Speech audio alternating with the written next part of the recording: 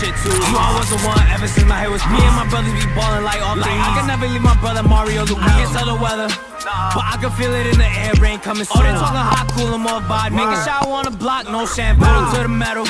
What the heck is going on with y'all? It's your boy Heck, and I'm welcoming you back to the What.Da.Hecpodcast, where basketball is an art and the court is our canvas. In this episode, we'll be going over Julian Newman's college highlights. As of right now, Julian Newman played 3 games against NCAA Division I competition. He's currently playing for Bethesda University, which is a national Christian college athletic association school, not to be confused with the NCAA. So translation, what does that mean? This school is not an NCAA school. There's going to be a lack of size and athleticism versus NCAA guys. But it's going to be interesting to watch to see how Julian competes against guys who are Division I schools. His team, sadly, is currently 0 for 8.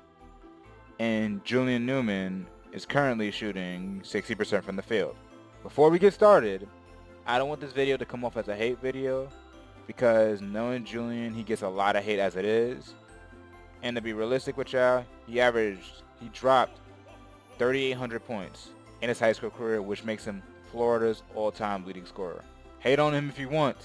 That's an accomplishment that has to be respected. With all that, don't forget to like, share, subscribe. And with that being said, let's get it, man. To give you a briefing about Julian Newman, his strengths are he is fast as heck.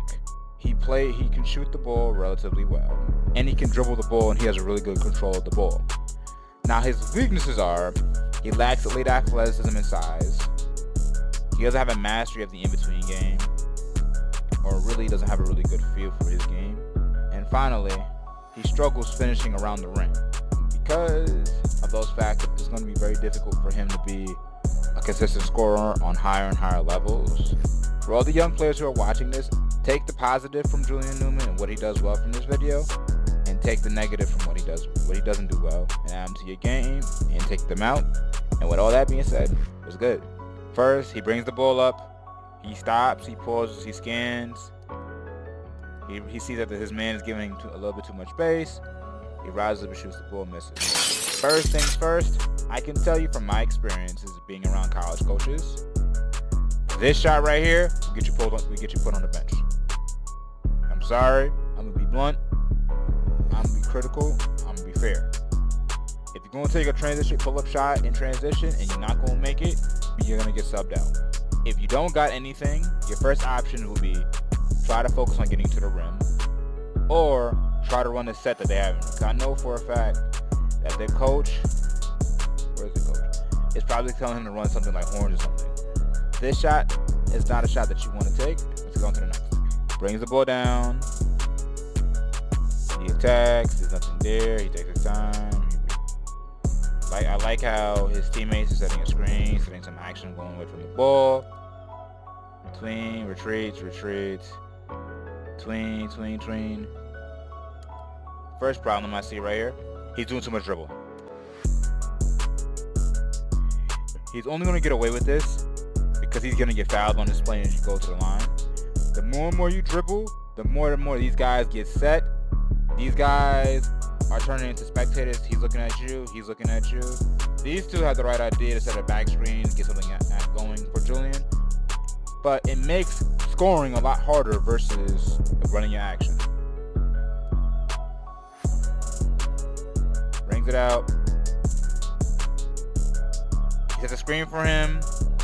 Julian is the guy, is getting too handsy. Julian is fast, he's buying. Then he goes into his move, he draws contact, he's late on this, he gets a free throw. He's pushing the pace. That's what I like. Okay, I like the move. I don't like when he did it, but I like the move. Oh, he does not pass it. He has a pound, hop, step to the right. Sadly, if he has his head up and not trying to look to get buckets, he has his man cutting, screaming, wide open. And guess what happens? Because he's screaming wide open, his man has to pick up, and 20's going to be wide open off this shot. but takes a bad shot. Pick and roll. Oh, he gotta pick his head up. Plays like this will get ironed out in film. He has a pick and roll off a DHO. 5 is wide open. Now, if he cuts, Julian has the pocket pass. But I think 5 is a shooter. So if he can hit 5 in rhythm with an on-target pass, it's a wide open 3. But he gets cut off. There's nothing there. He forces a bad shot. He brings the ball out. Jab. One dribble. Quick cross. Slows down. Speed boost. Goes into the lane. Gets fouled. If he does that all game long, I'm perfectly fine. These guys, they're confused over the set. Julian says, you know what? Screw it. I'm going to make something happen. And that he did. Tip my hat to him. Because these guys don't know what to do, 13 seconds left on the clock, they don't have time to figure it out. What they do is they make it on the fly. Set the screen. Has 40 sets on the screen. Comes off this action. He opens up. He bounces out. The purpose of this is a threatening shot and to pull him out closer to the 3-point line to get 40 in open angle for a layup. Good lay. One of the lessons I want y'all to start getting into a habit of is when you're bringing the ball up, don't immediately look to shoot. Look where the spacing on the court is at. And Julian Newman does a good job here. He has his matchup here. His spacing on the court is here. What Julian Newman does is he doesn't go to the rim and try to finish around the towers because that doesn't make sense to do it. What he does is he looks for the openings on the court, he goes to that spot, and gets a shot off. Fine. Push cross, gets a screen. He's up right. He's in drop. He has to contain here and here. He pounds, does an escape dribble. Look, he sets his feet, gets on balance, shoots a mid-range. Cash. Shots like those, if he can hit those, if he can do that consistently, I'm pretty sure he can average 15 points a game on this level. Easily. The problem is, when he takes bad shots, it puts the offensive players in bad position because A, you kill the set that they're trying to run. B, your teammates looking at you like, what? Why? We don't need that. Things first, from the top. He does a dribble combination. Because he's so focused on getting into his bag, he misses 15 wide open curling to the rim. Doesn't pass him the ball, 15's upset. He attacks. He gets clamped. Now, his best course of action is to give the ball up and get the ball back. Simple. They have time, get a better shot. But because he doesn't want to give up this position, he's off balance, throws up a bad shot. You don't need that. What I want you to start doing, when he misses and takes bad shots, pay attention to the team morale around him.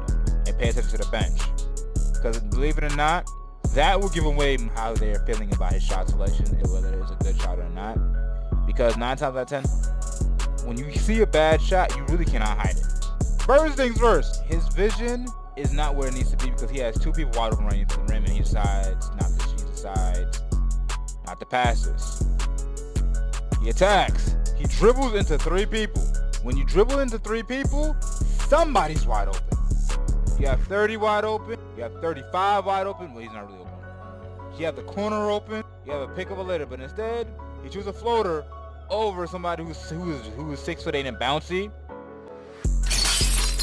Dang near shoots it over the backboard. Unfortunately for here, 35 gets the offensive rebound. Delay. He gets the ball. 25 sets him a screen. 2 hard hedges. He has the ball on the string. He goes find space. Wide open. Sets a screen. Runs a quick pick and roll. Attacks. He's on the wrong side. He sees the space. He gets it to his spot. He gets on balance. Rises up and shoots his mid-range. Good shot. Can't hit on that. Because now here's the problem. He hit 2. He's gonna take a bad one. Let me play them 2. He pulled a transition NBA range 3. He didn't need that. Now, it's easy for me to sit there and go, oh, he should have did this, oh, he should have did that. But sometimes, the best shot is not to take a transition 3. Sometimes, you've been cooking getting into the spot. Get back to the spot and shoot another mid-range. Best believe you get another bucket. And also, it fixtures your field percentages. But instead, he throws up a brick. Whenever you take limitless range 3s, what ends ends up happening is because you shot a 3 from the logo, naturally, when you shoot a shot that's much closer, you're naturally going to overcompensate. And that's what happens here. He takes a limited range 3. Now he goes to shoot a mid-range. And he leaves it short because he doesn't want to sit there and overshoot it. They're running a trapping defense. You see that they're trapping. Either you got to sit there and shoot this ball or passes it. I understand why he didn't shoot this because he's off balance. Hit 10 on the top of the key. This is a wide open shot. Instead, he dribbles to the ball, loses balances, turns the ball over. I'm going to be honest with you. He got lucky on this. This is bad discipline on 21. And I know for a fact he's going to get chewed. He got chewed out by his coach for this. You do not foul a 3-point shooter. It's a lot easier to make 3 free throws than to shoot a 3-point line. From the 3-point line. Okay, pick and roll. He goes under it. Bro, he lines this up from the volleyball. Why? I don't care what anybody says. That's a bad shot. Yes, I understand you're capable of making it, but that's a bad shot. Okay, this is a good basketball. Pick and roll. 50 pops. He's open because big man has to contain. He turns around and gets someone on top of the key. Good shot. Boom! The last one is going to be TMU.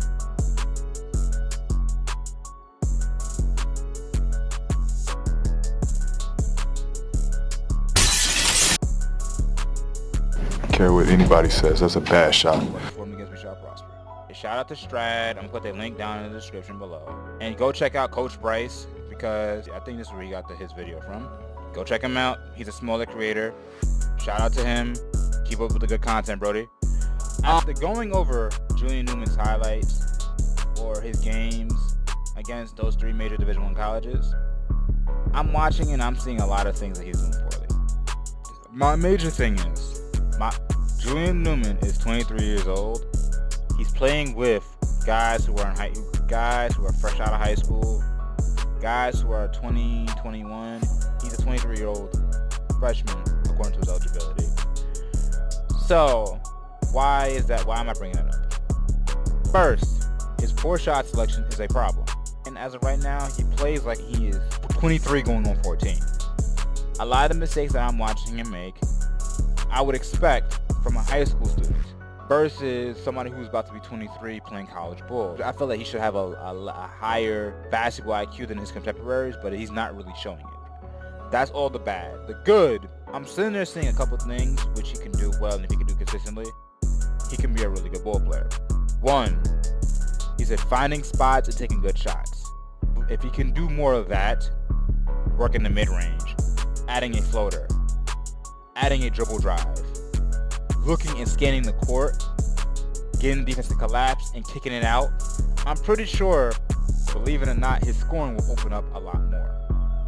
But when you start bringing the ball down and throwing up, you know what, coming down the court, shooting it from the volleyball, coming down the court, taking step back threes, coming down the court, going into your combination and missing and stopping the whole entire offense, then that's where it causes problems for his team because it messes with the chemistry, it messes with the rhythm of the offense, and it messes with your coach's morale because let's just be real. If these guys wasn't in all these games, I don't know whether he's shooting these shots because these games he's down by 50 and he's like, you know what, I'm gonna shoot whatever the heck I want, or his coach gives him the ultimate green light. But when coach goes over film and he sees that, and he sees all the mistakes that I just pointed out, it's going to cut his playing time drastically. So, hey, let me know how y'all feel about this in the comment section below. But with that, thank y'all for tuning into the What the Heck podcast. Like, share, subscribe. I love y'all. I appreciate y'all. Y'all know the drill. Check out Coach Bryce and Vlad. Links to their videos are going to be down in the description box below. But with that, we turn down.